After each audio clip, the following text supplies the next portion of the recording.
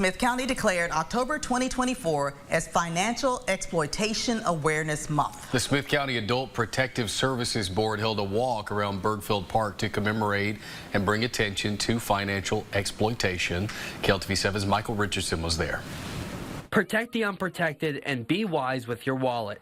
These were some of the signs more than a dozen people held while they walked around Bergfeld Park in Tyler.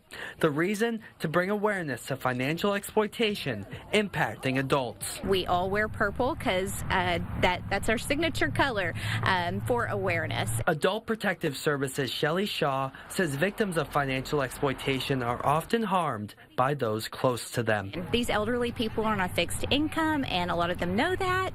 They have access to, of course, their checking accounts and debit cards, and so we notice that the perpetrators are usually family members or somebody extremely close to these people. To help prevent elder financial exploitation, the Consumer Financial Protection Bureau recommends checking credit reports regularly, reviewing references, and protecting important documents. Our job as the board is to advocate and educate, and this was able to do both. Smith County Adult Protective Services Board President Brittany Shepard discusses what the walk meant to her. We were able to advocate and say that, we don't stand for exploitation and abuse in our adult seniors because a lot of times they don't have a voice to be able to say it for themselves. Michael Richardson, KLTV7 News.